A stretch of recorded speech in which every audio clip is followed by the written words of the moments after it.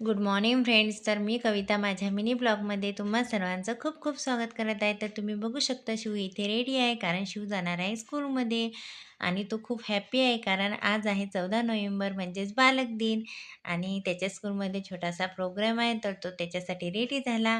थोड्याच वेळात तो जाणार आहे. Happy children day. Thank you. Shiv स्कूलमधून आल्यावर आम्ही थोडं बाहेर गेलो होतो. तर तुम्ही बघू शकता आता संध्याकाळ झाली. मी दिवाबत्ती केली आणि त्यानंतर घेतला शिवचा अभ्यास, कारण बाकीचे कामं राहिली तर चालतात, पण आधी अभ्यास खूप महत्त्वाचा आहे आणि आपण सोबत बसल्याशिवाय शिवसुद्धा अभ्यास करत नाही आणि थोड्याफार मिस्टेक करते, तर त्याच्यासाठी आपल्याला लक्ष द्यावंच लागते. त्यानंतर मी असा विचार केला की आज 14 नोव्हेंबर आहे, चिल्ड्रन डे, तर काहीतरी स्पेशल सेलिब्रेशन झालंच पाहिजे आणि शिवच्या आवडीचं. तर मी करणार होती शिवच्या आवडीचा पदार्थ म्हणजे मोमोज. तर माझी थोडीफार तयारी आधीच झालेली होती.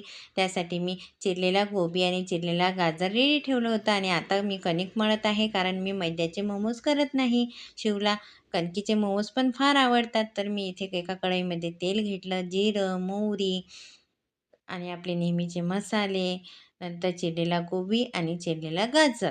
शिमला मिरची वगैरे काही नव्हती, तर मी ते स्किप केली. तुम्ही बघू शकता. नंतर इथे माझे सारण रेडी झाले आणि छान असा सुगंध पण येत होता.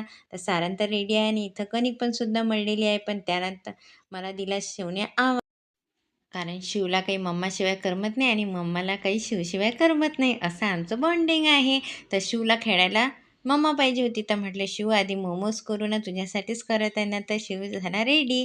त्यानंतर मी इथे तुम्ही बघू शकता मोमोज करत आहे.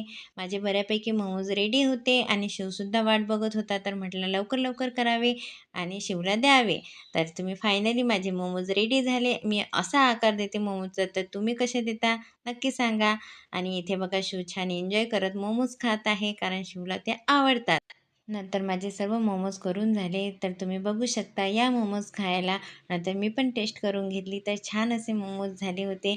तर नक्की करून बघा आणि तुम्हाला हा ब्लॉग कसा वाटला नक्की कमेंट्स करून सांगा. भेटूया नेक्स्ट ब्लॉगमध्ये. Wish you very happy children day. Bye bye.